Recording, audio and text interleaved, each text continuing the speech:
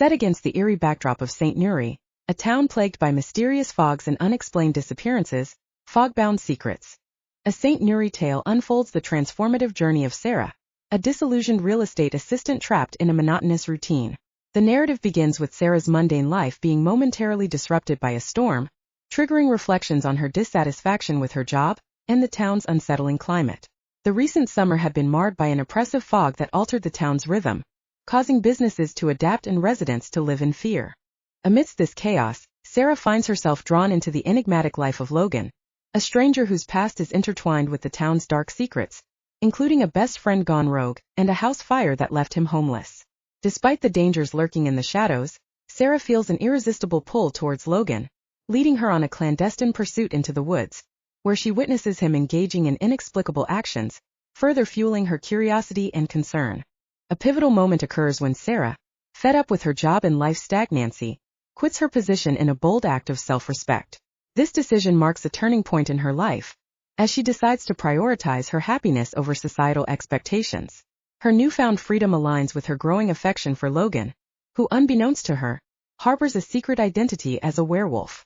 Their relationship intensifies unexpectedly when Logan initiates a passionate kiss, leaving Sarah both exhilarated and conflicted.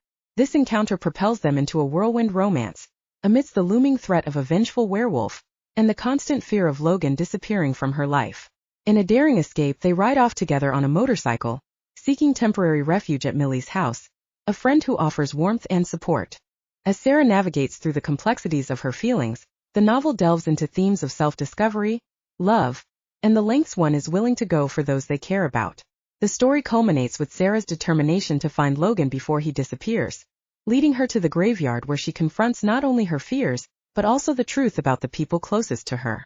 Fogbound Secrets is a tale of personal awakening and the power of love to transcend extraordinary circumstances. It explores the depths of human resilience and the courage to break free from societal norms in pursuit of a life filled with meaning and genuine connections. Chapter 1. The rain that came through that afternoon knocked the power out for a few minutes, in which Sarah had time to reflect on how boring her daily life currently was. Her computer screen blank, the office thrown into momentary darkness, the sky outside bleak. She drummed her fingers against her desk and listened to her coworkers quietly chatter about the storm. "But we haven't had that horrendous fog in 2 weeks," Elizabeth said quietly. "No one has vanished either. But storms like this still make me jittery," Tom whispered back. Sarah thought about the fog that ripped through St. Neuri, unsettling.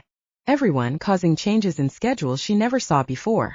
Businesses changing their hours, people hurrying home with their heads down, sealing up their homes when the fog rolled in. It had been a strange few months. The summer, losing everything that people enjoyed about it, felt oppressive. Fall, having now settled in, was already gloomy with the worry of the fog returning on everyone's minds. But even with the fog and the murders, nothing affected Sarah's life too much. She went to work every morning. In her dead-end real estate job she grew tired with ages ago. Then she would go home and curl up with a book or watch TV, before falling asleep too late and not getting enough sleep. The same schedule, day in and day out, only to be interrupted by the few times she managed to get a date from an online app. Those always ended rather quickly. However, because men never liked her size, somehow felt embarrassed to be seen with a larger woman like herself. The fog, the disappearances, the seasons changing, nothing felt like it ever really mattered. Her job as a real estate assistant to her boss, Mary Ann, had been her primary source of income for over 5 years now. There were no more surprises to be discovered, nothing new to be ventured. Sarah, not even 30, somehow felt ancient. "What do you think, Sarah?" Elizabeth's voice chimed out across the small office, startling her out of her thoughts. "About what?" she asked, slightly dazed, not having followed their conversation at all. Elizabeth sounded a little impatient when she replied, "Do you think this storm means the fog is going to come back?" Sarah hadn't given the fog too much thought. Hadn't the weather on Earth in general been all sorts of funny lately? An onslaught of hurricanes down south, heat waves in the summer, freezing cold winters. Last year the storms of St. Neuri went well into winter instead of stopping at the tail end of summer. She didn't believe the fog and the people missing or turning up dead were linked. But Elizabeth was always a bit of a mystic.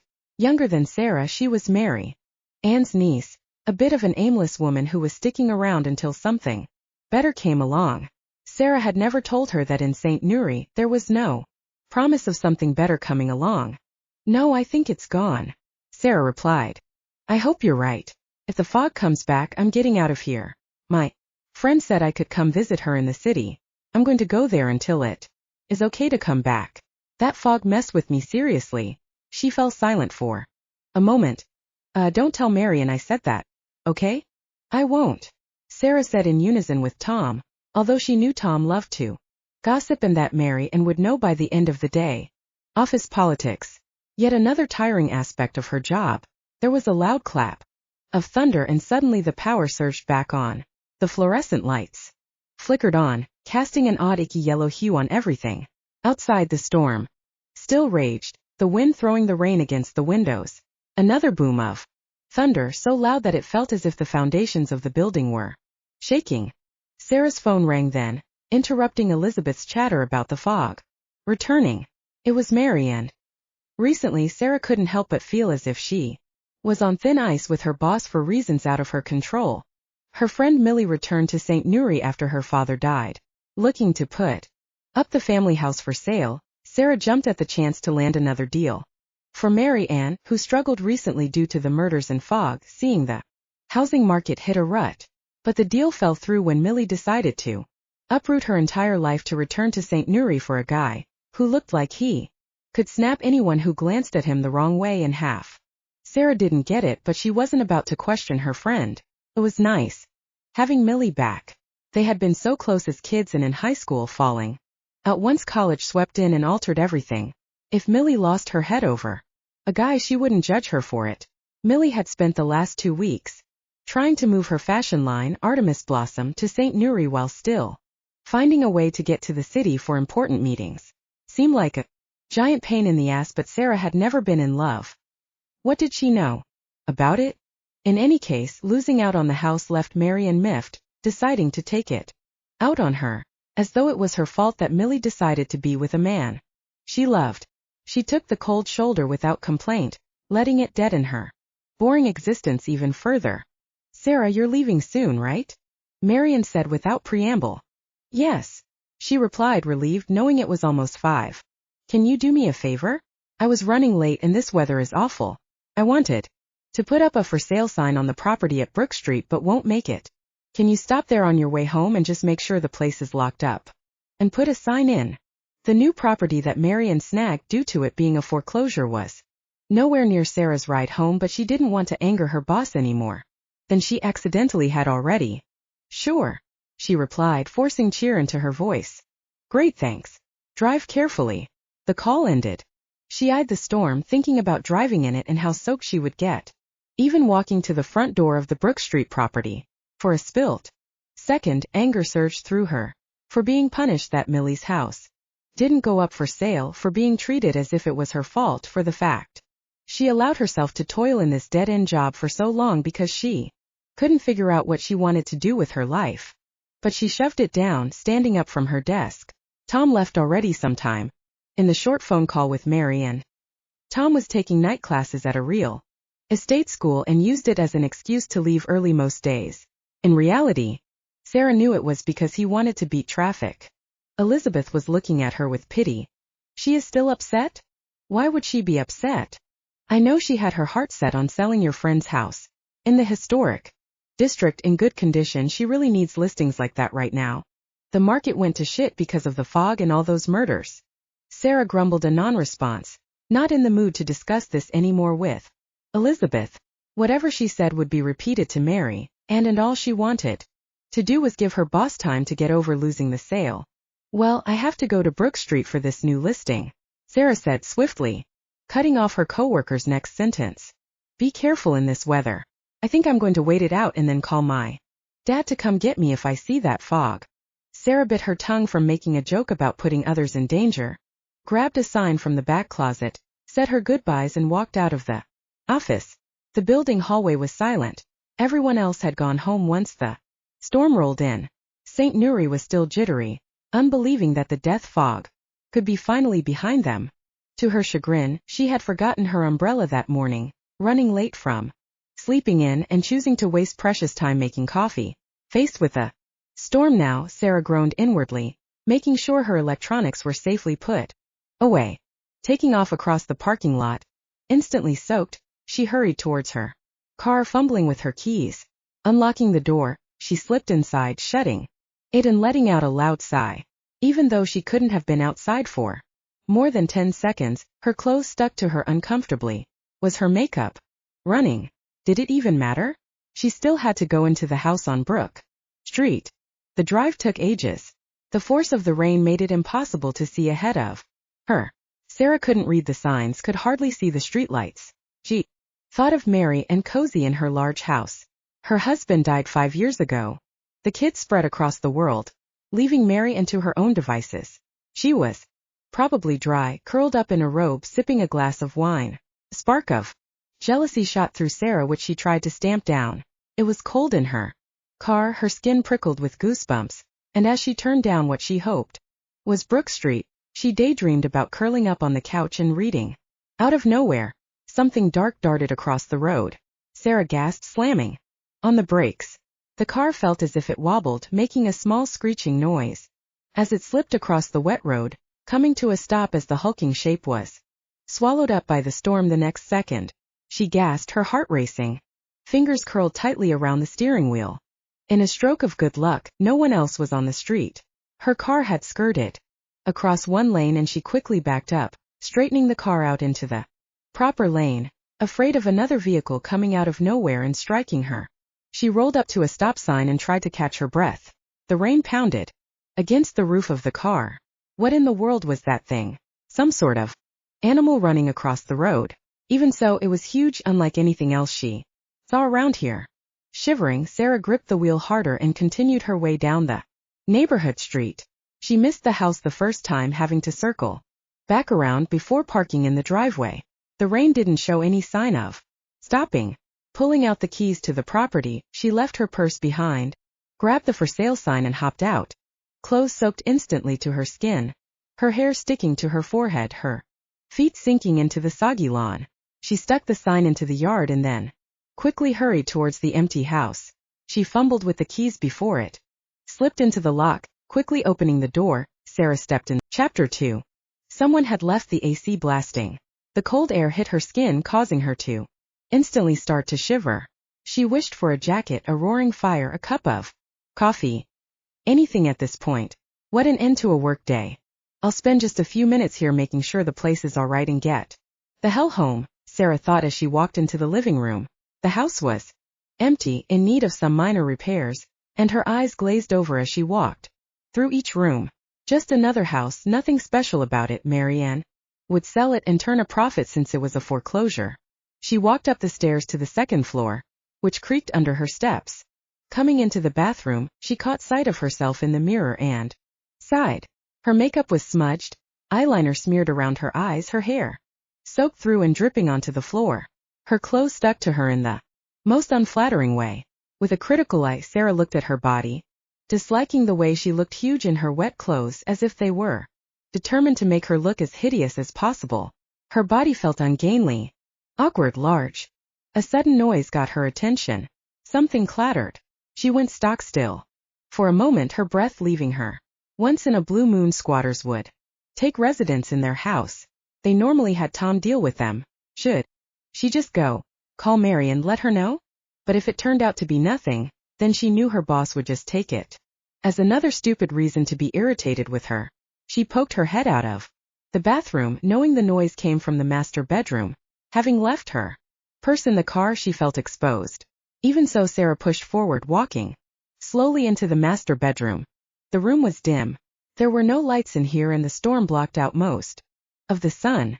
Even so, instantly she could see signs of life even if no one was in her sight. There was a sleeping bag in the corner with a flashlight, some candles and a pillow. A stack of paperbacks was next to it, as well as a phone charger plugged in, and a tablet with a broken screen. Clothes were in the corner, neatly folded. Is someone here? She called out, feeling as though she was in a horror film. No response.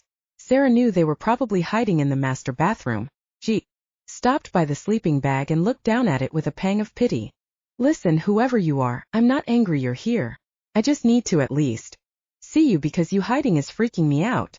She opted for total honesty. It worked. There was a shuffling noise and someone appeared in the doorway of the bathroom. Sarah blinked in surprise, having expected a man who looked like a hobo. This man was tall, wearing a large t-shirt that showed off his muscles, his broad shoulders, and the fact he was perfectly tanned. His eyes were a deep brown with messy black hair. He wore sweatpants and looked completely at ease at being discovered in the house. Sarah was pulled up short by the man's appearance. He was so handsome that for a second all the thoughts in her head emptied out. She became acutely aware of how she looked, her clothes sticking to her stomach, feeling overweight and gross in front of such a man. Who are you? She blurted out when it was obvious he wasn't going to speak. Sorry, I didn't mean to startle you. You're trespassing, Sarah said curtly. Do you realize that? The man ran his fingers through his hair, looking slightly abashed. Yeah. Sorry. The place was empty. I didn't think it mattered. I'm not hurting anyone, am I? Even though the man was incredibly good-looking, Sarah was put off by the way he spoke about being somewhere he shouldn't be. Entitled. It rubbed her the wrong way. Already irritated with Mary and the rain almost crashing her car and getting soaked coming here, she tried to keep her cool but could feel her edges cracking. No, you're not hurting anyone, but we are going to have this house up for sale soon. People are going to come through here and we can't sell the house if we have a squatter hanging out in it. The man held up his hands in an innocent gesture. Listen, when is the house going up for sale? Sir, it doesn't matter. I need you to leave today. Right now, really. Right now? In this weather? Sarah glanced out the window, inwardly wincing at the downpour and the thought of shoving someone out in it. It was true that he hadn't caused harm to anything. Even so, she couldn't help but feel as though he was finessing her somehow.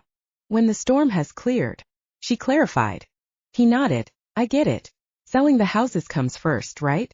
Above anything else. He moved past her towards his stack of items. His words struck her. Annoyance surged. Was this guy serious? Felt as though he was attacking her for just trying to do her fucking job. Her hands clenched and she turned to look at him. He was slouched over, shoving his clothes into a large bag. What are you expecting? Me to let you stay here? I'd get fired. My boss is already on my ass and now I have someone squatting in our foreclosure trying to guilt me into staying. Her words tumbled from her mouth without much thinking. It was as though a balloon popped inside her. I can easily call the police on you for trespassing, squatting, whatever. I'm sorry for whatever led you to this situation. Truly. But don't pin it on me as though I am supposed to just let you stay here without thinking of my own situation. If you don't leave, I will have to call the police. The man had looked over at her when the rant began. His expression never changed. He looked as though he was studying an animal in the zoo. Just enraged her further. Who was this guy to come along, break the law, and then try to make her feel bad for it? I'm Logan, the man suddenly said, holding out his hand. The sign said the realtor was Mary Ann. That you? Thrown off by the introduction, she shook his hand out of instinct, realizing belatedly that he must have been watching her from the window the moment the car showed up. Even so, she couldn't understand how he saw that well through the rain on the second floor. No. I'm her assistant. Sarah. Well, Sarah, I would really appreciate it if you didn't call the police. Really don't want to deal with them. Just give me until tonight. I'll be gone. Promise. You can come by tomorrow and check it out for yourself. Marian. Doesn't have to know, right? He smiled, a bright, dashing smile that struck Sarah's one thing, trouble. But she also didn't want to deal with the police or Mary, and Logan didn't seem to be doing anything bad. The house wasn't ruined and there were no signs of damage. He was clearly just here to sleep and use the running water. Fine. I'll be back tomorrow to make sure you're gone. The words sounded hollow, like a teacher trying to scold a kid who just didn't care. He smiled again, lopsided grin, and Sarah tried to ignore just how handsome this strange man was. Thank you. I appreciate it. She relaxed slightly, taking a step back. I'll be going now. Try not to burn the place down until you leave. Logan nodded, resuming his packing. Sure thing. Maybe I'll see you again sometime in another home. She didn't know how to reply to this, so she merely waved as if they were friends saying bye. Then Sarah turned around, about to leave before stopping. Oh, with this storm, I almost hit this huge animal on the way over.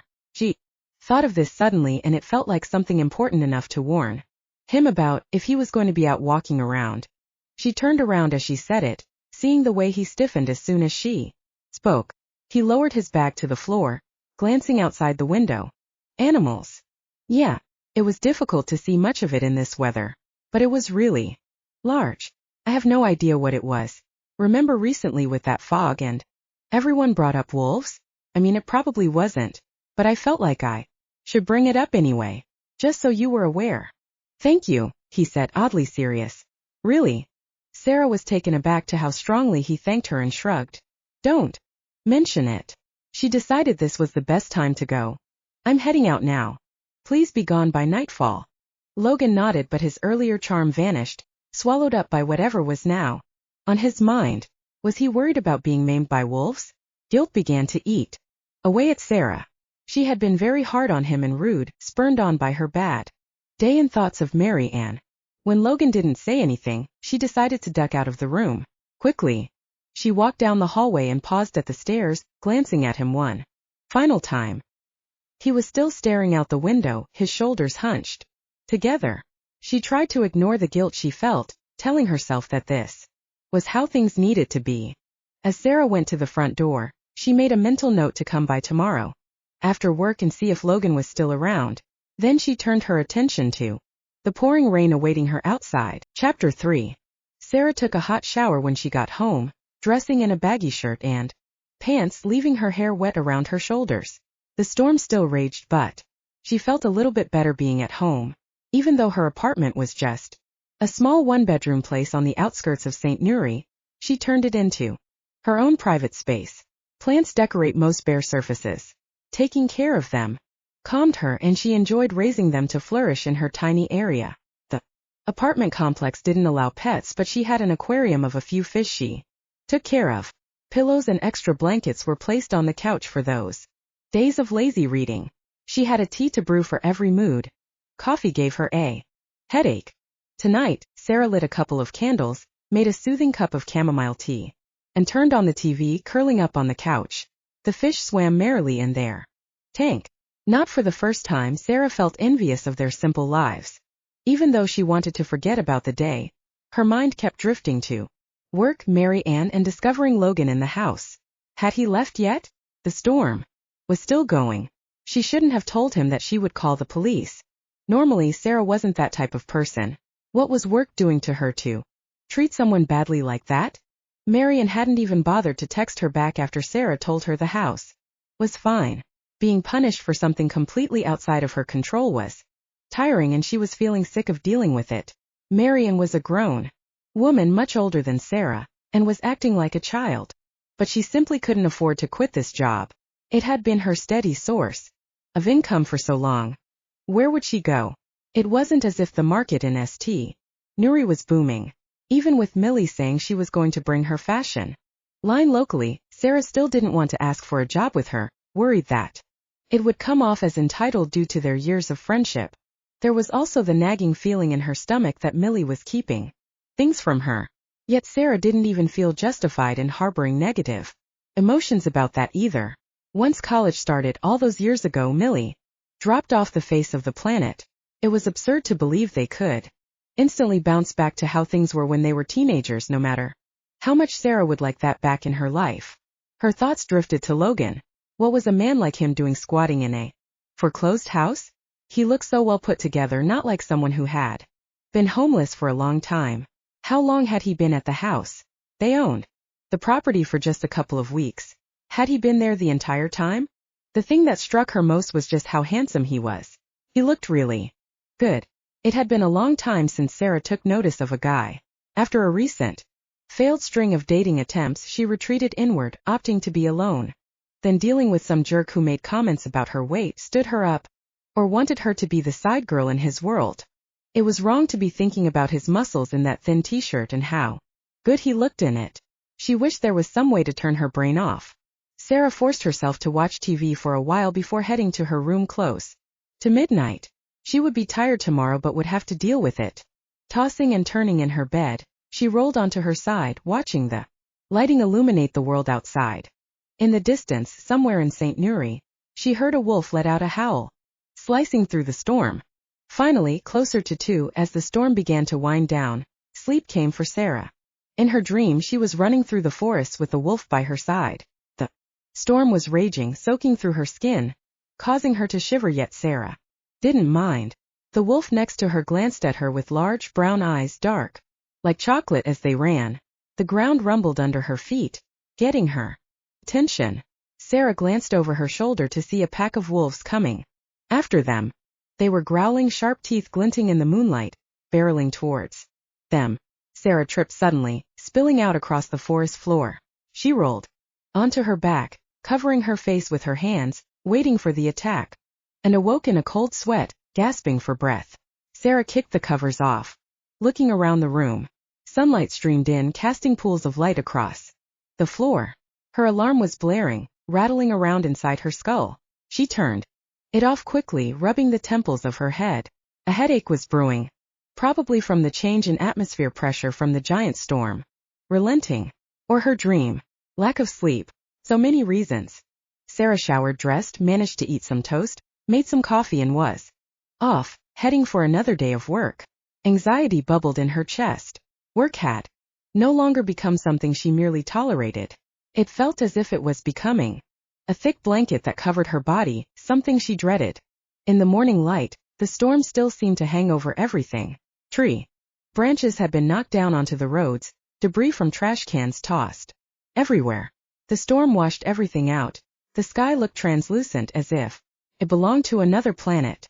Even the air smelled differently, like spring instead of fall. It was an odd juxtaposition of rebirth and just general mess, with the disarray evident. It had easily been the strongest storm all season. But there hadn't been any fog last night. A good omen. Surely St. Neuri would be feeling the relief today. Maybe even Mary and would ease off. At the office, Elizabeth was already taking phone calls. Tom was nowhere to be seen. Elizabeth said he called out sick.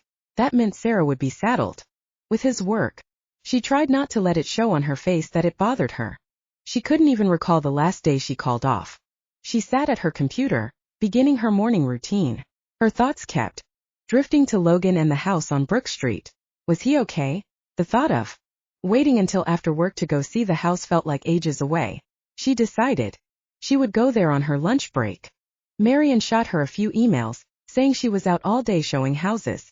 Sarah felt relieved, easier to focus knowing that she wasn't going to come in until later this afternoon. But as lunchtime rolled around, the urge to go to Brook Street proved to be too strong. She told Elizabeth that she was going to lunch, took the keys to Brook Street, and got into her car. Was she hoping that Logan would be there? Or just relieved he was gone? Driving to the house was much easier when a crazy storm wasn't going on. She found it in no time and parked the car. Yet something felt off. There was a scent in the air that seemed to hang around her.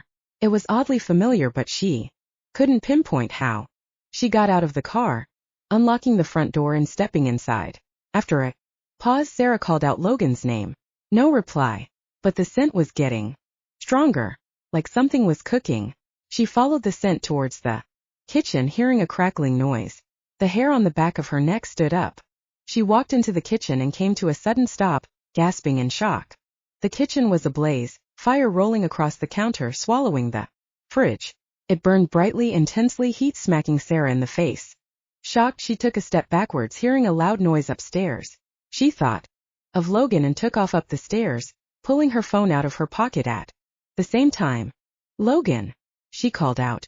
Are you in here? She couldn't just leave him inside. If he was still here, the idea that he could have started the fire out of anger didn't even occur to her. To her horror, the fire was in the bedroom. It spread wildly across the floor, so quickly that Sarah knew this wasn't some accident.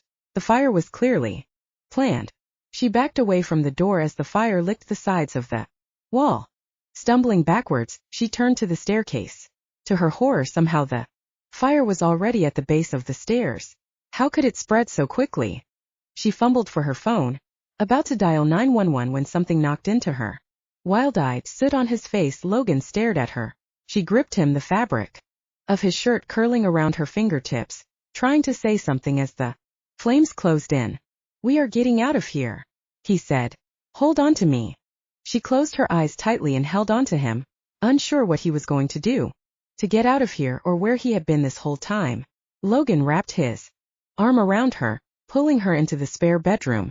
The house shuddered underneath her, as if the foundation would go at any moment.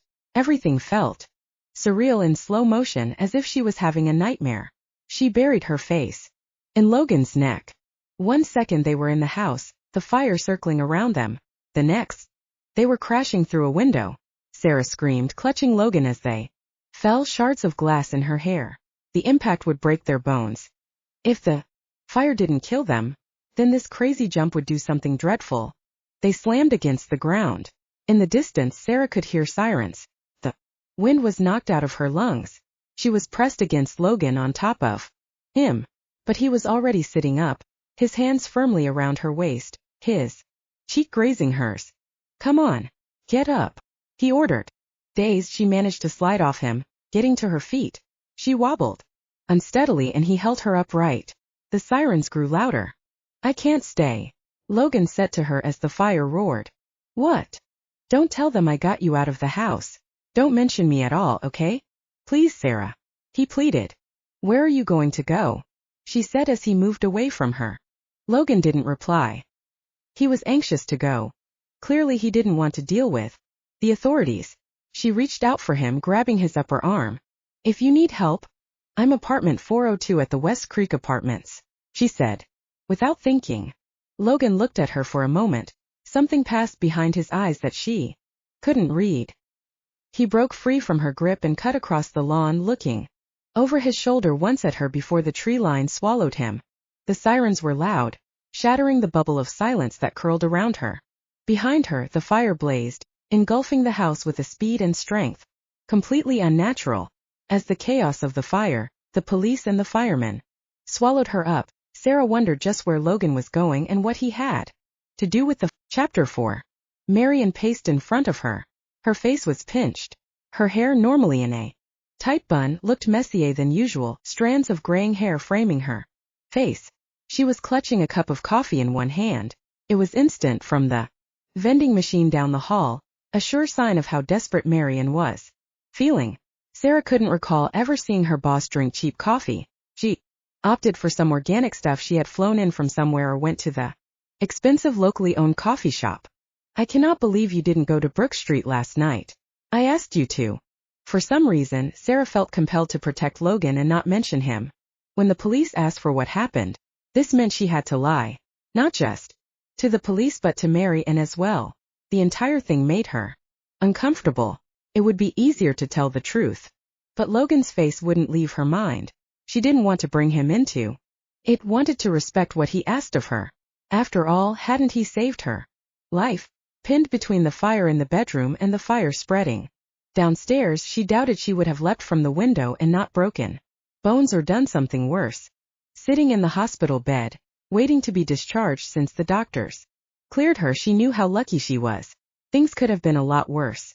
She could have gotten seriously injured or passed out from smoke inhalation. The fire could have easily reached her. "The storm was horrible last night," Sarah argued her lie. "I just needed to get home. I wanted to go by when it wasn't raining like that." Marion's lips were pressed together in a thin line. Sarah took this as her chance to keep going. "If I had gone yesterday, I wouldn't have gotten there in time to see the fire. We could have lost the whole house." Her boss threw her hands in the air, making a small noise of frustration. "As it is right now, we basically did. The police think it was arson. The fire consumed almost everything. The repairs are going to be insane. I still might knock the thing down and sell it as an empty lot." "Who would set the house on fire? Do the police have any leads?" "No, but they're going to want to ask you more questions. About the fire. About what the inside of the house was like." They already did. Marion was already looking at her phone, checking messages. "Well, there. Going over it again," she replied testily. "You should have left right away. When you got in there and saw the fire." "I tried. But the fire was already covering the living room. I had to go upstairs." Her boss looked up then, studying her face for a moment before shoving her phone in her bag. Taking a sip of her coffee, she walked towards the door. I have to go. I have so much to do now because of this fire. Text me when you get home. With that, Marian was gone, leaving Sarah alone in the hospital room. She could feel that familiar trickle of anger rolling down her spine. Marian hadn't asked how she was doing, if she was faring okay after what happened. Nothing. It was just about the house, about her lie, about the police. She knew she should quit. It was making her miserable, all of it. But where would she work? Sarah wasn't exactly rolling in money and her savings were small. If she didn't find a job in time, it could be an issue. Her head was throbbing and she was thirsty. All Sarah wanted to do was get out of here, curl up in bed and sleep for 1,000 years. She laid back down in the hospital bed and closed her eyes, willing everything to fade away for a little while. It took hours to get discharged, talk to police again, and finally get home. By the time she opened the front door and stepped inside, Sarah felt as if she aged 20 years in one day. Exhaustion lined her bones. She couldn't recall if she managed to keep her lies straight to the police or made a mistake from the events of the day getting to her. The first thing Sarah did was shower. Peeling her clothes off, tossing them on the floor, she let the cold water roll over her. Her skin, having felt warm all day, cooled off under the steady stream of water. The events of the day were vivid in her brain. She could still smell the smoke, feel the heat of the flames, the way Logan held onto her, jumping from the window, the way he gripped her when they landed, how he somehow wasn't hurt at all from the impact. She got out of the shower after 30 minutes, drying out her hair, changing into clean clothes, and headed towards the kitchen to make tea. Her rage at Marian still simmered. She wouldn't go to work tomorrow, she decided. It would be ridiculous for Mary and to assume she would. Lost in thought, Sarah didn't hear the soft knock at the door right away. The second knock was harder, getting her attention. She froze halfway across the living room. Knocking on the door was almost a foreign concept to Sarah. She didn't get very many visitors. The last one had been Millie, coming by with flowers to apologize for not putting her house up for sale. Sarah looked through the peephole, seeing just a dark shape. She opened the door slowly, peeking out. She wasn't sure who she was expecting, but it hadn't been Logan. He stood in the hallway, looking at her sheepishly. He had a small backpack tossed over one shoulder and smelled of soot and fire. His face was clean, but his hands were still dirty, smeared with ash. Sarah was shocked to see him, recalling vaguely giving him her address at the fire, but she never expected him to remember it or to come here. Logan, she remarked, surprised. Sarah, am I intruding? Are you okay? Well, you gave me your address. And since my last home burned down today, I was hoping for a place I could lay low. She wavered. Some part of her wanted to shut the door. There was a feeling in the air that if she allowed Logan inside, everything would change. She had no idea why she felt that way. It was something that just radiated off Logan, letting her know that this was her moment.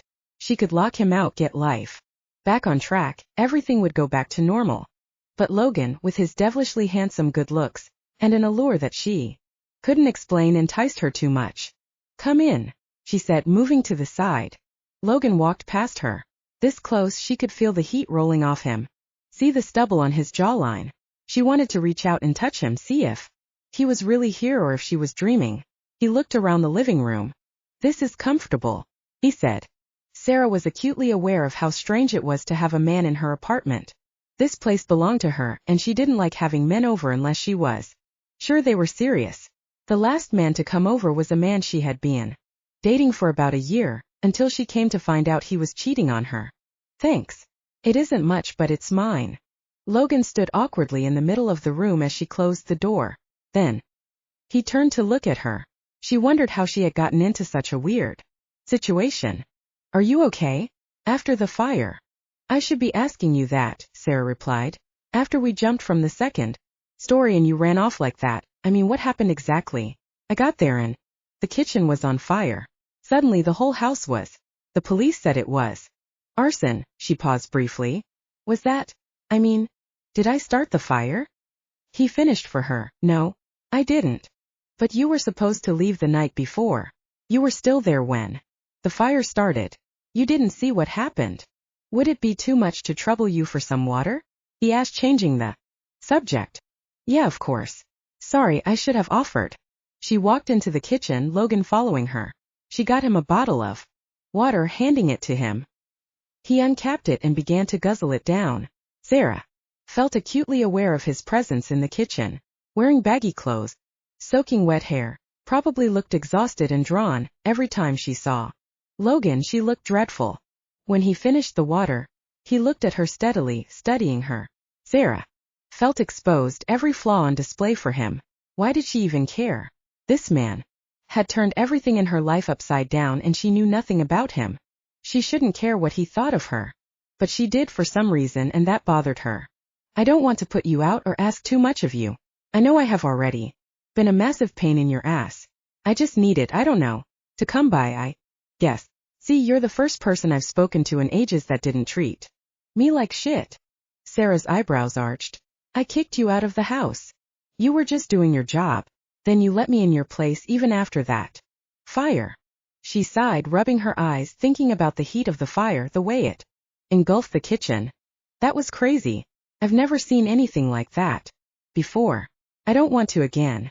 I still don't know who would want to set the house on fire. It's just a foreclosure. She was fishing again for information, but couldn't help it. She still wasn't convinced that Logan didn't have something to do with the fire. It was no joke. I'm just glad that you are okay, he replied, darting around it again. Logan was like a slippery eel, wiggling out of her grasp every time she thought he could be pinned down. Exhaustion seemed to settle across her skin. All she wanted to do was sleep for 40 years. Logan spoke. You just seemed kind. I'm sorry to be imposing on you or coming. He trailed off. In the silence that followed, Sarah could sense something she knew all too well, loneliness. It was familiar, something she could sense in another person, but so rarely did. But now it radiated off Logan, almost knocking her over. Whatever was going on with him, whatever led him to sleeping in a foreclosed home, she had a feeling there was a lot to it. It wasn't something simple to understand. Sarah struggled with loneliness a lot. When Millie left for college, she was unmoored, trying to find a way to fit in around here with a new group of people. The feeling never went away. After college, in any job, in her current day-to-day schedule, there was always a loneliness sitting there inside her. That flowed off Logan as well. It weakened her resistance to him, made her understand him a tiny bit more, even if he didn't realize it. I can make you a bed on the floor. My couch is too small for you, but I have extra blankets, she offered. Relief swept through Logan, and his shoulders relaxed slightly. He had been worried, Sarah realized, nervous that she would have rejected him and sent him packing. Instead, she went to the small closet near the living room, pulling down blankets. During the winters, she enjoyed curling up in them, reading books or sometimes watching TV. She would watch the snow fall and be warm and comfortable inside. Winter was her favorite time of year, but the holiday season always made her sad. Pushing those thoughts away, she placed the blankets and extra pillows on the floor. She went to go get more, but Logan stopped her. I always run a bit warm, he said. I don't need too many. That must be helpful during the colder weather. He chuckled as he sat on the floor. It was a slightly comical sight. He looked too large for the floor. His limbs were long, but he was so toned, and she gave a small shake of her head, hovering nearby. If you need anything, please feel free to take what you want from the kitchen. No, I'm okay. I'm just going to sleep, don't worry about me, he said as he stretched out on the floor. Sarah hovered for a moment, wanting to say something else, but unsure what. What did someone say in a weird situation like this? She didn't know. Instead, she said good night and went to her room, shutting the door softly behind her. It was odd to have someone over. It wasn't often that men stayed the night, but it was always in her bed. This was someone she just met yesterday, crashing on her floor for a safe place. She crawled into bed, pulling her blankets tight around her. Today had felt long. Sarah instantly closed her eyes, sleep tugging at her. The last thing she thought of was Logan looking at her in the middle of the fire, pulling her close towards him. Chapter 5. Logan was gone in the morning. His things were there, his bag, a pack of cigarettes, some clothes. But he was gone. Sarah looked at the place where he slept, wondering where he went. No note. She couldn't decide how she felt about it. Was she annoyed? Or was it fine that he was coming and going how he pleased? She hadn't woken up until noon. Marion had called her 4 times and sent 3 text messages. They sat unread on her phone. She couldn't bring herself to read them, to sit through another lecture. Not only had she lost Millie's house, but now the foreclosure on Brook Street had gone up in flames. 2 strikes. Neither her fault, yet she was getting blamed. It was exhausting. She felt drained. From the fire, Logan, work, all of it. She made tea, cooked a small breakfast and ate it silently, looking outside the window. The view from her apartment was of a side street. A bar was there, shuttered closed, a for sale sign hanging off it. St. Neuri had blossomed in the past 10 years, but the outskirts were hit hard from people moving in from the city. Prices had been steadily going up, people with richer tastes moving in, building stores that only the better off could go into. The fog brought people scurrying away from St. Neuri, selling their homes for cheap, leaving them empty for months.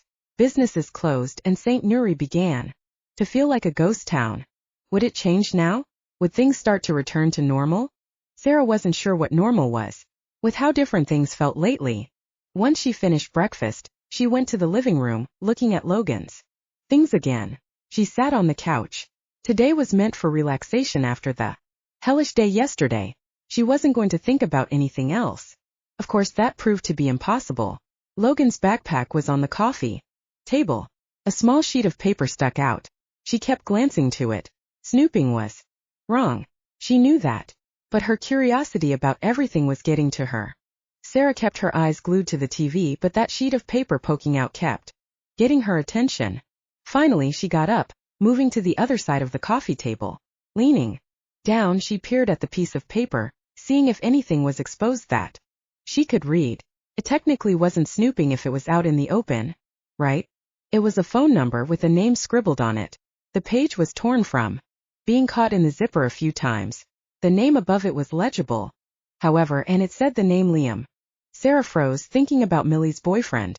Since the house sale fell through, she had met him a few times, even getting his phone number the last time they were all out for lunch.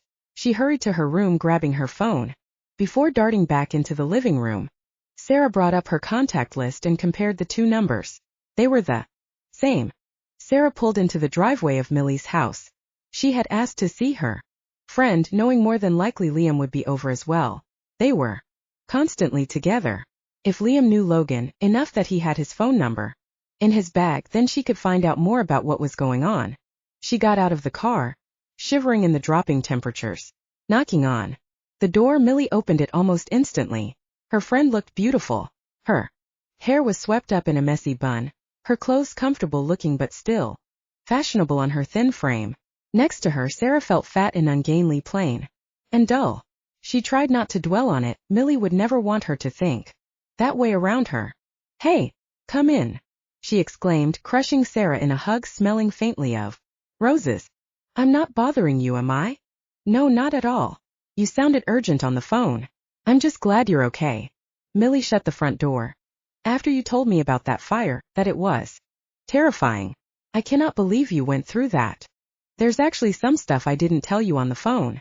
Is Liam here?" She looked around the living room, hearing voices somewhere in the house. "Liam? Yeah, he's in the dining room. Sorry, I have some people over. Just trying to get everything organized for Artemis Blossom moving to St. Neuri. The town wants to give me incentives since I will be moving a lot of jobs here after the local economy took a tumble," Millie explained as they walked into the kitchen. She hadn't been kidding. There was a small crowd of people in the dining room, with laptops set up and chairs shoved against the table in an attempt to look like a meeting room. Sarah hoped that she wasn't intruding, but this wasn't something she was just going to let go. "Liam is in the backyard," Millie said. She followed them, nodding and smiling at anyone in the group who looked her way. It was odd, she thought, to see how different her friend's life was. With a blossoming fashion line, it was as though the world was at her feet. Sarah had never felt that way about her own life. But she didn't begrudge Millie. For as long as she could remember, her friend had loved fashion. It had been in her blood. It made sense that this is where her life would be now. In the backyard, Liam was out putting up a new fence. He was large like Logan, was Sarah realized. Both tall, both packed with muscles, both with the same serious expressions on their face. How little she knew of both men. "Liam," Millie called out. Sarah's here. She wanted to see you. He looked over his shoulder, surprised. Me? She didn't blame him for being surprised. It wasn't as if they ever talked before. Liam moved away from the fence. There was an old picnic table in the backyard they sat around. Sarah recalled when they were kids playing at the same picnic table. It would be their ship. Whoever was underneath the table would be below decks with the captain above. Was Millie thinking about that too? Sarah glanced at her. Her face betrayed nothing. Probably not. Sarah always lived in the past. What's up? Millie asked curiously. She steeled herself and then launched into her story, the whole story. She didn't leave anything out, explaining Logan, the fire, even Marion being awful. Liam's face changed slightly when Logan was mentioned, confirming what she already guessed. They knew each other somehow. She finished with seeing Liam's number. I just figured since you know him, maybe you could tell me more about him? Something that lets me know I haven't made a mistake in trusting him. Lying for him, she said to Liam. I can't believe you covered for him. That's so unlike you, Millie said, looking surprised. I know. I can't explain it, she said, feeling embarrassed. I only know of Logan. I have never met him. But he's not someone you should be hanging around with, Liam said seriously, cutting through the conversation. Cleanly. What? Sarah asked. Liam glanced at Millie. Something passed through them at that moment. It was impossible to understand the meaning, but it wasn't lost on her. He runs with a bad crowd, Liam went on. If he's hiding out, that means nothing good. You should ask him to leave, suggest the homeless shelter near the St. Neuri Park. What sort of crowd? She pushed. How do you know him? Just trust me on this, Sarah. He isn't someone you need in your house. Ask him to leave tonight. I have a friend who can come by and pick him up. Can take him to the shelter. What? Her eyes narrowed. You just said he runs with a bad crowd. Now you're sending someone over. Millie's hand rested gently on Sarah's shoulder. It'll be safer than you telling Logan to leave, in case things get intense. She glanced at her friend, narrowing her eyes slightly. The whole situation had shifted under her feet, but she couldn't quite understand why. There was something not being told to her. And Millie was in on it. How do you know him? She asked Liam.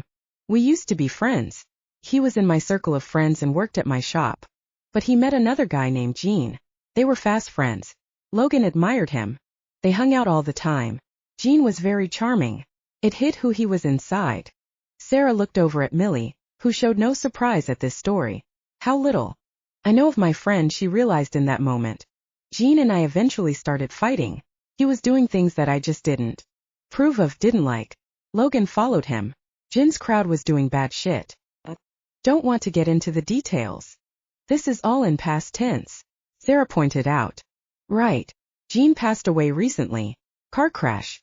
Up in the mountains, Liam said, avoiding her gaze. What? I never heard of something like that. It was 2 weeks ago. Check the papers. So his friend died and now he is homeless? But you want me to avoid him? Sounds like he is going through a rough time. Why would we treat him badly? Liam's jaw clenched. What he did with Gene isn't something easily forgotten. What in the hell does that mean? She asked, irritation swooping through her. Millie's hand was back on her shoulder, trying to comfort her. Gene caused Liam a lot of grief. He basically ran a gang that Logan was a part of. Their leader has died. But that doesn't change what people in that group did. Sarah brushed her off, standing up. I have to use the bathroom, excuse me. She cut through the house, the small cluster of people, and into the nearest bathroom. Locking the door behind her, she took a moment to collect herself. Everything felt a tiny bit like it was closing in, upside down. But Sarah couldn't pinpoint why she felt like this. She just knew that Liam was lying to her. Millie was in on it. But why? What were they covering up? With Logan? What story was there?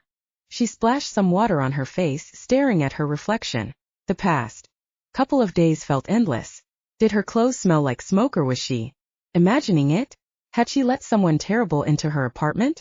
Sarah left the bathroom, going back outside. Liam and Millie had moved away from the picnic table, almost inside the house. She stopped in the doorway, straining to hear their conversation.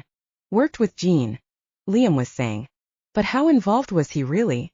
Millie asked. She always did speak a bit too loudly. Don't know, distract her. Pick him up, trial. Maybe we should just tell her. No. Liam's voice raised at this. Sarah took that as her cue to reappear. I should go. I know you have a lot going on right now and everything. Are you sure? Millie asked, looking concerned. Sarah nodded. Liam took a step towards her, looking tense. Heat rolled off him, similar to Logan's. She didn't move when he came closer. Consider what I said, all right? Text me if you want him to go to a homeless shelter. I mean what I said, Sarah. He ran with a bad crowd. He did bad things. But you won't tell me anything he did. It's for your own safety, he said seriously. She looked up at him, mulling over her options before taking a step back. Thanks for letting me stop by. Sarah left quickly, feeling torn about what to do next. Logan wasn't at her apartment when she got home. She pulled out her laptop and began searching online for the car crash Liam mentioned.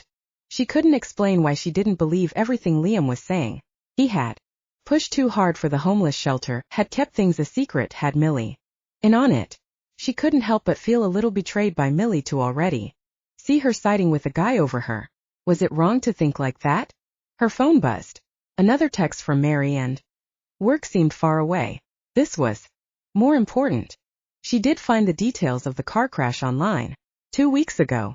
Jean, driving drunk, crashed in the mountains, died on impact. Closed funeral. Nothing mentioned about his personal life in the tiny article. Sarah wondered how Logan was taking the loss. She wondered what bad things they did together. There was a knock on the door. She knew it would be Logan. Getting up quickly, she opened the door, allowing him inside. He looked the same, still sheepish. When he entered, "Hey, sorry, I shouldn't have left without a note. I had something come up." Sarah shut the door, closed her eyes for a moment, before turning to face him. "Who is Jean?" The color drained from his face. He didn't reply right away. Instead, he sat down on the couch. Sarah studied his expression, trying to figure out what he was thinking. If he was wondering how she found out about Jean, or was angry that she had gone snooping. "He was my best friend. For a while," he finally replied. Sarah gingerly sat down on the couch on the other side, giving him space. Logan had a faraway look in his eye. He was thinking of something. Memories were swiftly returning to him. "We were best friends. I admired him. I would have followed him to the ends of the earth. You ever have a friend like that?" Sarah thought of being a teenager, of sleepovers with Millie, of the way the sun seemed to shine on her charming best friend. She used to hope just by being around Millie she would soak some of that up, that she would also be as charming, funny, and beautiful as her. "Yes," she answered honestly. "Growing up, I was moved from foster home to foster home. I got into fights, dropped out of school. Then there was..." He trailed off and cleared his throat. "Things got messy for a while. I was homeless. I ended up in St. Neuri and fell in with a group. Jean was there. The friendship was instant. He was older than me and I looked up to him. I admired him greatly. When things went sour with the rest of our friends, he sort of branched off into his own and I went with him." "So, you and some others formed your own group of friends?" Sarah asked, wondering if Liam was in the group that was ditched. "That's right. We all looked up to Jean. First it was great. Didn't even feel like friends anymore. Felt like family. For the first time in my life, I had a real family." His face darkened. Sarah knew there was going to be a turn in the story and didn't say anything. Soon Logan would want to know why she knew about Jean, and she would have to tell him the truth. But Jean started acting differently. He got involved in some shady shit. Some really dark stuff. I tried to talk him out of it, but it was pointless. He was dead set on what he wanted to do. I thought if I stuck around I could change him, make him see what he was doing. But now I can't help but feel that I made a mistake. I stood around while Jean did unthinkable things because I was too busy hoping my best friend would come back. How I handled it, how I kept trying to reach out to him, was seen to others as agreeing with what he was doing. It wasn't until I confronted him that I even realized the full extent of what he was doing. I somehow kept myself in the dark the entire time. She wondered what Jean did but was too afraid to ask. Somehow she just didn't want to know. Not yet anyway. Logan kept speaking. At one point I cornered him. I told him this had to stop, or I would have to leave. He trailed off again, clearly omitting parts of the story before continuing. Jean was furious. I had never seen him like that before. He started telling me horrible things about what he had been doing, telling me that I was part of it even though I had no clue. I should have known. That's the worst part. I should have been more aware. How could I be so clueless? I felt like an idiot. You can't know what someone is doing. No, I went around claiming Jean was my best friend. To be in the dark about things like that, how stupid was I? Our argument was loud, terrible. It ended when Jean slugged me across the jaw. I wasn't expecting it. Went down and blacked out. When I woke up, he was dead. Sarah stared wide-eyed. She couldn't believe how horrible his story was. What did she even say to that? An apology felt stilted and stupid. Couldn't possibly help with what he went through. Jean died with us being angry with each other, with me seeing someone who I thought was my best friend reveal who they truly were. I left his place, had been crashing there, and have been jumping around since. Another pause. Was he leaving out more details? It was difficult to tell. He stopped speaking then. Sarah grappled with the right response. She tried to think about discovering if Millie had been doing horrible things. What would she do? How would Millie react? But it was out of her depth to imagine such a thing. There were tiny gaps in Logan's story. Even though he opened up, there were still things Sarah didn't know. She didn't want to press it and make him. Before she could reply, Logan turned to look at her. The hazy look in his eyes was gone. It was replaced with curiosity. How did you know about Jean? You had a sheet of paper with Liam's phone number sticking out of your bag. Saw it and asked him. She replied honestly. His brows came together as his brow furrowed. You went to Liam instead of me. I didn't get the feeling you wanted to discuss this stuff. So you went behind my back? His voice had dropped, taken on a frosty edge. Sarah felt as though the conversation was suddenly slipping through her fingers. She stumbled over her words, trying to explain. No, I didn't. I didn't know anything about you. You weren't forthcoming. You're in my home. I wanted to make sure I hadn't made some mistake. Let some crazy man in your house. He stood up. I get it. You're looking out for yourself. But I still can't help but feel like you going behind my back and asking Liam about me is wrong. I'm sorry. I just... Panic bubbled in her chest. She hadn't meant to upset him. What did Liam say about me? He wanted me to convince you to go a homeless shelter. The one by the park. He said you were part of a gang run by Jean. That you were with a bad crowd. That what exactly? I would hurt you? If you didn't feel comfortable with me keeping things, just let me know so I could go. He had begun snatching his things up, shoving them in his bag. Sarah protested, unsure what to say, how to make things right. How could she explain that she just wanted to know more about him? That she had gone about it the wrong way. There was something else, however, in the back of her brain. She couldn't explain it, but she knew that he was leaving things out of his story, not telling her the whole truth. But there would be no way to discover it now. Where are you going? Not to the homeless shelter, that's for sure. He snapped. Can we just take a moment to? No, I don't think so. I need to get out of here. But to where? She stood up now, fighting the urge to reach out for him. Does it matter? He said. Grabbing his bag and the rest of the things, he gave one last glance at Sarah. Then he opened the door, shutting it behind him and marching down the hallway. Sarah stood there, breathless, torn about what to do. She wanted to respect his choice, but she wanted to try to explain herself. His story rang in her head. Jean, his best friend, going down some dark path that he could not return from. Liam's warnings telling her to stay away from him. The house burning down. Logan claiming he had nowhere to stay, so he was sleeping wherever he could. But why did the house burn down? It felt as though she was missing a piece of the puzzle right in the center of it all. It was this thought that propelled her forward after Logan. Chapter 6. Sarah looked around the parking lot of the apartment complex but didn't see Logan. The sun had begun to set, casting an orange hue across everything. There was no sign of the fog that had permeated the summer months, but the streets were still mostly devoid of people. That was how she spotted him, cutting across the street, towards the woods. That signaled the end of St. Neuri. She scurried after him, but Logan took long strides and Sarah was falling behind. Where was he going? There were only woods back there. Something in her stopped from calling out his name. Instead, she silently went after him, knowing that she wasn't doing herself any favors of explaining her behavior to act like this way.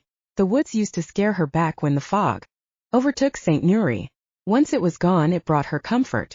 Her apartment didn't face the woods, but she liked knowing they were nearby, knowing she could venture into them if she ever wanted.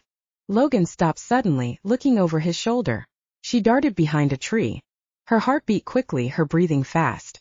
No, once again she was definitely messing things up. It would be impossible to explain to Logan that she came out here to talk to him only to be hiding behind trees. A cold breeze started kicking up leaves around her feet. Without a sweater, goosebumps appeared over her skin. Logan shrugged out of his jacket, leaning down and shoving his items behind a large rock. What was he doing? He began to remove his clothes. Sarah's cheeks flushed and she moved back behind the tree. What the hell was he doing? It was wrong to look at him right now, so she remained still, trying to figure out why he was stripping near the woods. A strange noise got her attention. An odd noise like tiny bones cracking. Something growing, shifting. Alarmed, Sarah peeked from behind the tree and almost fell over in shock. Where once Logan stood, now stood something else. To her shock, she watched as Logan finished turning from a human into something else. Something massive. Hulking with long talons and sharp teeth. She couldn't believe it, could only stare. His jaw finished turning into a snout, and without a backwards glance, he took off into the forest. Sarah stood there, rooted to the spot by pure shock, watching the trees, waiting for something else to happen. How in the world? What was that? Logan had just turned into a werewolf. But before Sarah could do anything, before she could begin to understand what she just witnessed, there was the sound of a twig snapping directly behind her. She whirled around only to see a glimpse of a leather jacket before everything went dark. Sarah was dreaming, walking through the forest. Someone was singing above her. Tilting her face back, she saw Millie. Her voice seemed to cover the forest like a blanket, blocking out all other noises. Sarah couldn't hear anything else as she walked away from Millie, who seemed completely at peace. She felt a stab of jealousy. When would she feel such peace like that? Millie, who lost her parents, still seemed to move with an inner acceptance Sarah couldn't seem to ever achieve for herself. The ground was soft against her feet, but she felt as though she was lumbering through the woods. Her body was ungainly, large and uncomfortable in her clothes, which were a size too small. Millie's singing began to fade. The trees thinned out. In front of her, near a pond, stood Logan. Across the pond was Liam. Their reflections merged in the water, which had begun to bubble. Something insidious was rising from the middle of the pond.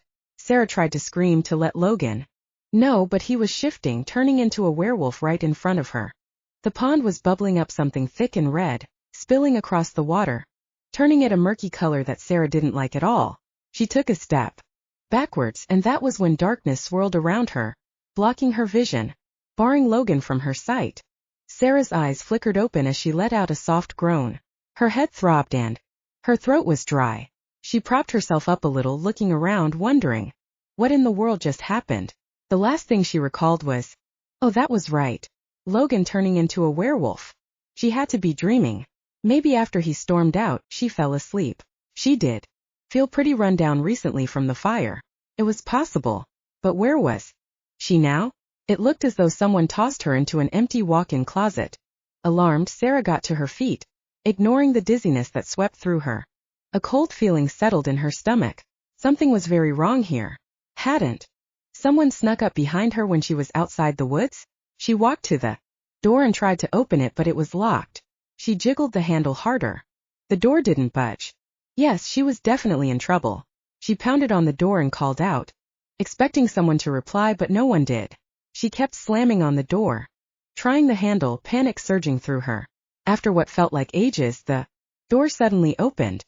A massive man stood in the doorway. He was bigger than Logan and Liam, with a long scar across his face. It went over one eye, sealing it shut. His hair was long and dirty looking, sticking to his head and shoulders. His clothes looked badly in need of a wash, and he wore a leather jacket. Sarah balked at his appearance, sinking back into the closet. He smirked. Every nerve in Sarah's body was screaming that she was in danger, but there was nowhere to run. Good, you're awake, the man said gruffly, his voice sounding as though he was chewing on gravel. Who are you? Where am I? she demanded. Don't worry your pretty little head. I have no interest in hurting you yet. It all depends on your boyfriend. I don't have a boyfriend. Sarah frowned, wondering if the man kidnapped the wrong woman. It would be just her luck, wouldn't it? Don't play coy with me. I know you've been tramping around with Logan. Letting him hide out at your place as if we wouldn't learn about it. What? I'm not dating Logan. I barely know him. We just met. Not my business if you move fast. The man growled and Sarah balked at the anger in his voice. We just need you so Logan will show up. Let's hope he cares about you enough or we will have to make an example out of you. Her eyes widened and her stomach dropped. If there was any hope this was some odd misunderstanding that she would be able to leave, it had died. Bill. Someone called out. She awake? The man didn't look away from her as he answered. Yeah, she is. Get me my phone. Wait. I don't understand what is going on. Sarah spoke, her voice wavering. I don't know anything about Logan or why you would want him. We can't get Jean, so we will get the next best thing. The man who ran around with Jean like a puppy, who stood by as Jean murdered people. He spat at her feet and Sarah stared at it, fixated, her head swimming. Am murdered? She asked faintly. Bill smiled. It was a cruel smile. He was missing teeth. Did he not tell you? Jean ran off from Liam's pack? That he thought he could create more werewolves. Even though it is a genetic trait? The fog, the people vanishing, the murders. Jean was to blame for all of them. Logan can claim innocent, pretend he had no clue, but I don't believe that for a moment. Not when Jean killed my brother. In a fight, left him to rot in the woods. By the time we discovered his body, we couldn't even give him a proper burial. His voice was rising with each word, the anger surging through him, and his fingers twitched as though he would shift at any moment. She felt overwhelmed at this new information. Her head ached and she tried to understand what Bill was telling her. Jean was the reason the fog overtook St. Neuri. He killed people, tried to turn them into werewolves. He killed people. Bill's brother. He broke away from Liam's pack. Liam was a werewolf as well. Of course he was. Sarah should have realized that when she saw Logan shift. To be fair, however, it wasn't as though she had a lot of time to let it all soak in. She thought of the way Millie and Liam shared a look at the picnic table. At the time Sarah hadn't understood. But now she did perfectly. Millie was well aware of Liam, of the real history of Jean, of Logan and what part he had in it. Oh, this whole time. And she couldn't have let her know, gave her a warning? Sarah could feel anger prickling at her skin. She was furious with herself for falling into this situation, with Bill for thinking a man who knew her for a couple of days would save her regardless of their connection. She was angry with Liam who lied to her, for Logan for his skewed story. I'm very sorry for your loss, but once again I barely know Logan. We aren't dating. I have no clue about any of this or even what this Jean person was doing. She hoped that she could get through to Bill. She needed him to understand that he had made a mistake. I don't want to hear your lies. He suddenly screamed, his face contorting with rage. If I cannot kill Jean, then I will deal with Logan. She balked, flattening against the wall, wondering just how in the world she ended up in this situation. Bill was breathing heavily now. He was covered in tattoos, the muscles on his arms double hers, and she realized that he also must be a werewolf. Is every buff man in St. Neuri a werewolf? Sarah thought distantly. When Logan arrives to claim you, I will put an end to this. Before Sarah could say anything, he turned around, storming out, slamming the door behind him. The door locked. She threw herself against it, jiggling the handle, yelling out Bill's name. But there was no response. Despair wiggled into her stomach, traveling up her spine. How was she going to get out of this? She wasn't going to wait around for Logan to save her. After their fight, she had no clue if he was even going to come here. It wasn't as if they had been on good terms. Even though she hadn't known Logan for long, she couldn't deny a connection she felt towards him. It had been instant, new to her, something she barely understood. She hoped he would come for her, but she wasn't going to be a damsel in distress about it either. Sarah searched the small space for something she could have missed, but the room was bare, tiny like a broom closet, offering nothing. She spent 20 minutes going over it with a fine-tooth comb but discovered nothing to help her. She was feeling another surge of panic when the door swung open. Looking over her shoulder, Bill entered. He was holding his phone, raising it up towards her. Smile for the camera. He grunted. Sarah just stared at him as he took the photo. He would be sending to Logan as evidence. Would Logan care? Please, she hoped he would care. She needed him to care. The intensity of her feelings took her by surprise. Are you sending that to Logan? She asked, taking a step forward. Bill glared at her with his one good eye but didn't reply. She needed him to stay around a second longer so she could try to see over his head, see what was in the room beyond here. Wildly, she tried to think of something to say. Logan didn't know what Jean was doing. He was in the dark. By the time he found out, it was too late. Jean went off and died. Bullshit. Bill growled. Sarah could make out a couch and a lamp behind him. A window was open. Streetlight pouring in yellow light. Close to a road then. That was good. She got out. She could make a break for it, try to get help. I told you, you're making a mistake. I don't even know Logan. I just met him the other day. There was a fire at a house my job was going to sell. We know about the fire, Bill replied coldly. We said it. Tracked Logan through the city. Knew he was hiding somewhere. Found him, tried to catch him. In the blaze. Sarah gawked, shock rolling through her. She remembered that day, seeing a hulking shape dart in front of her car. She almost hit it, thought nothing of it. A large animal.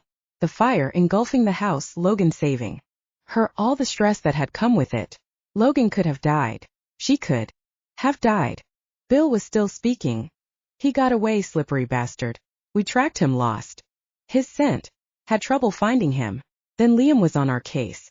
We haven't officially spilt from his pack, you see. He wanted us to play nice. We knew he would be looking for Logan to bring him to the homeless shelter near the park. He had been trying to protect Logan. Even with everything Jean had done, Liam knew that Logan had no clue that he was innocent and trying to lay low. Liam might be our pack leader, but he is too soft on this. I will have my revenge. Door on Bill's right side. To where? It didn't look like a front door. The window would be her best bet. She shoved her hands in the pockets of her jeans, pretending that she was cowering, that she was terrified of him. In reality, she was praying that she had a gum wrapper in her pockets. Logan won't come for me, she said, half believing it, half praying that she was incorrect. Then you die, Bill said simply. He turned to leave.